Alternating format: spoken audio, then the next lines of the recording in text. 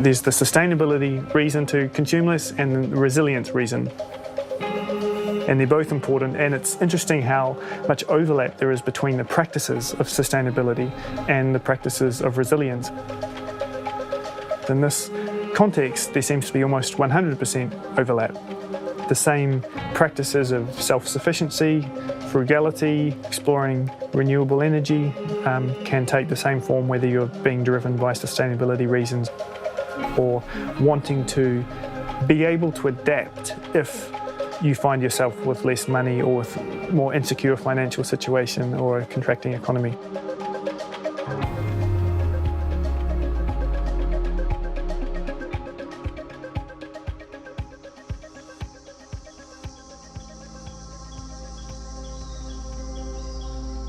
Hi, I'm Helen. I'm Sam. We live here in Coburg, which is about 7 kilometres north of the Melbourne city centre, with our son who's 12. It's a fairly standard 3-bedroom weatherboard house on about 1/10 of an acre. So when I moved here to this house in 2004, had a very lovely green lawn at the front and a garden at the back with lawn and a few natives, but it wasn't a productive space. So one of the first things that I did was dig some veggie beds. And over the years, Sam moved in, we worked together and planted fruit trees at the back, and then started doing some more work at the front, expanded the areas there. So it's now become a really productive space. Producing food in our home is a really important part of this, certainly for me. And then cooking that food, preserving it, and just enjoying it.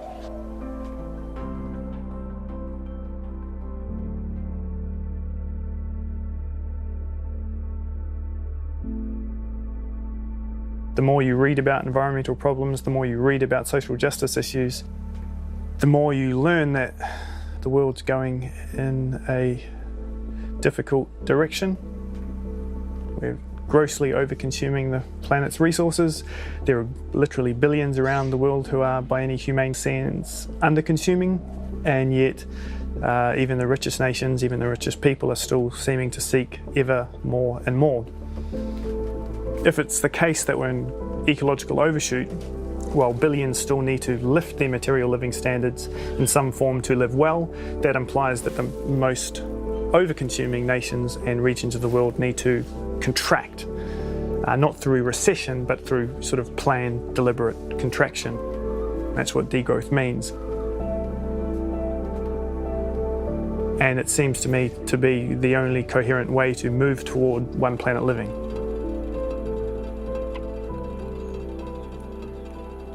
This is our solar dish, and it works like a stovetop. So you just pop a kettle or saucepan on there.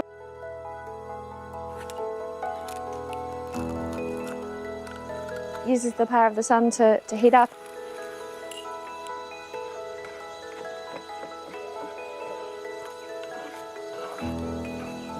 And the other great thing about it is that it packs down really neatly, so it's pretty portable as well.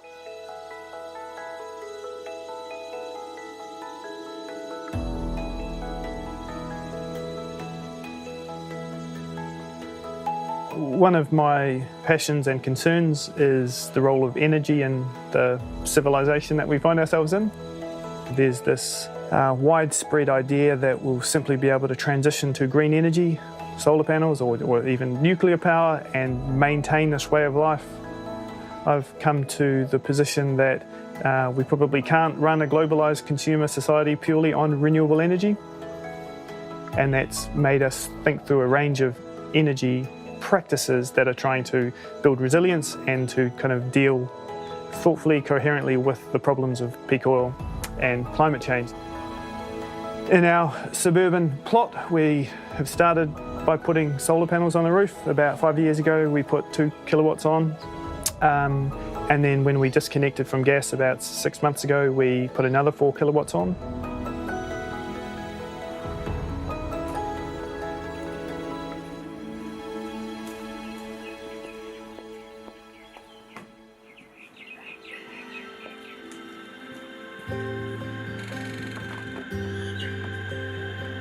This is our most recent and perhaps unusual renewable energy technology. It's a biogas digester, which we call Betty. We have been putting in about 1.5 kilograms of food waste into the biogas digester, and over the last 4 months it's provided essentially all of our cooking gas. And I've also set up a biogas hot water system, and it's connected to an outside shower, so it doesn't replace our indoor hot water system, but it does supplement it. We don't produce enough food waste to feed it ourselves. Once a week I bike down to the local fruit and veggie market, hop into their bin and take about 10 kilograms of food. Biogas is produced when organic matter biodegrades in the absence of oxygen, and when it does that it produces a mixture of gases which can be used to provide a number of energy services, from cooking to heating space to lighting and heating water. It's been an incredible means of providing clean, green, free, net zero carbon emissions energy in it.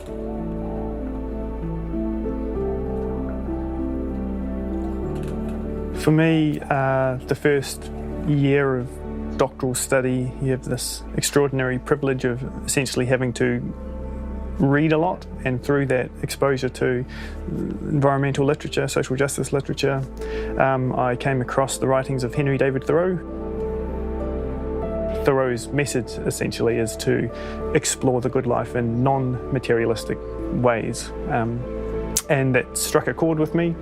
And I guess most of my work has been about thinking through the politics and the macroeconomics of that notion of sufficiency. It just made sense if there were certain problems that had certain solutions, even if they were vague solutions and uncertain solutions, to try to explore them in practice. That's been the experiment of our household in the last decade. It's been a process, not a destination, and it will probably remain a process.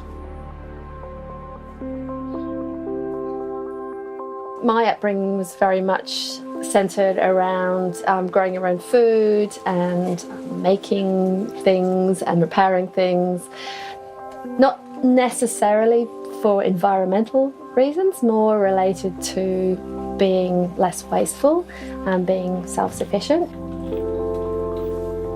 So being able to be somewhere like this where I've been able to practice it has been really good. I think it's been a bit of an evolution rather than a sudden change. For me, certainly it wasn't a case of waking up overnight and saying, I've got to change something.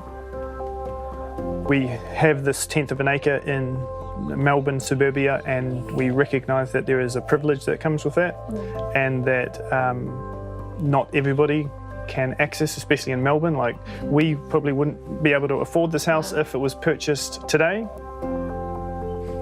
These practices are available to us, but not necessarily universally available, and I think that's important for people to recognise. Some of Sam's ideas seemed quite radical. I've needed, on occasion, a bit of persuading to adopt those, but actually they've turned out pretty well. So no regrets at all. People ask me how do you have time for all the stuff that you do. I work 4 days a week, but it's partly about making time. It's about prioritising work in the garden or cooking or sewing over watching TV, something like that. But it's a really enjoyable activity to get out in the garden and harvest food. So it's about valuing the process as well as enjoying the outcome.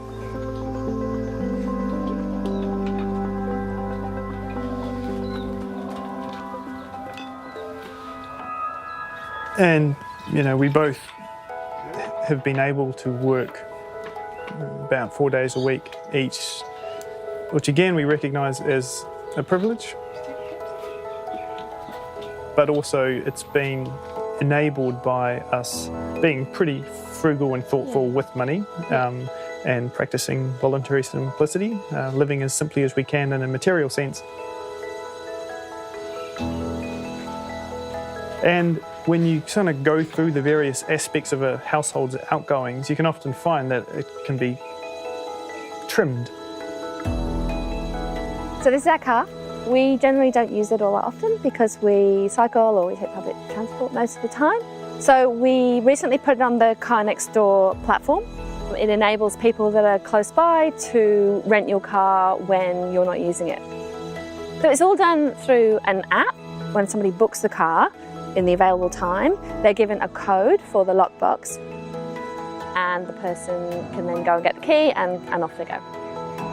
When a borrower takes our car, they pay a daily or an hourly charge, and they pay per kilometre. We then get a little bit of income at the end of each month. It means that not so many cars are necessarily on the road at one time. So far it's worked really well for us, so we're able to book out the car when we do need it, and the rest of the time other people can book it. Otherwise our car would have been sitting in the driveway doing nothing, so it's win-win.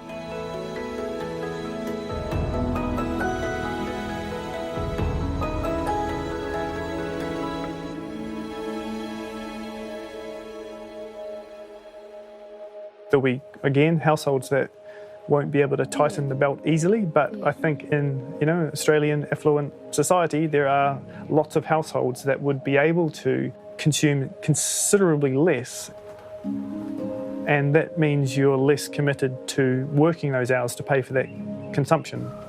That's the kind of key trade-off and the most attractive self-interested argument about this way of life, is that you're exchanging superfluous consumption for more time, more freedom.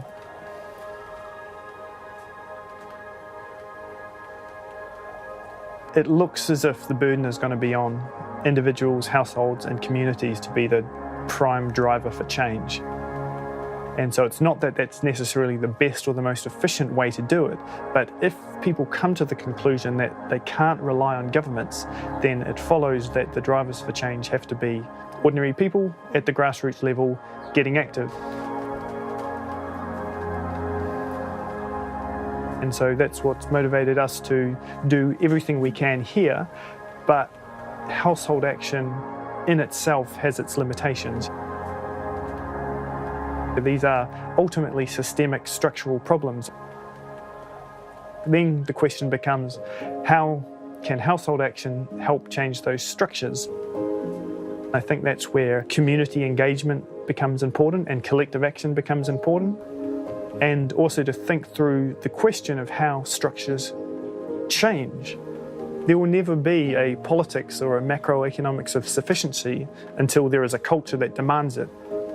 We feel the need to try to practice our values in our context, knowing that household action is a necessary part of any change, but ultimately the problems of the environment and social justice issues are systemic issues. There's a deep self-interest in practicing this way of life as well. Like it has the background motivations for environmental and social justice reasons, but ultimately we're living, what we feel happier, better, richer, freer lives because we don't need to fund high consumption living. Somehow just right. If you've got land, grow food. If you have the opportunity to buy something secondhand, why would you buy it new? If you can ride a bike, why would you take a car?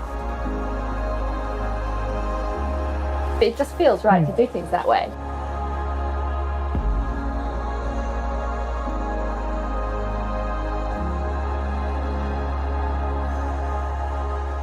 Hey everyone, thanks for watching another Happen Films short. It was really cool to explore another urban example of resilience, and we're excited to be doing more of that in the future. If you'd like to help us make that happen, please consider supporting us on Patreon. There's a link in the description below the video which you can click and find out more info on how to do that. Thanks again for watching, and we'll see you in the next film. Bye guys.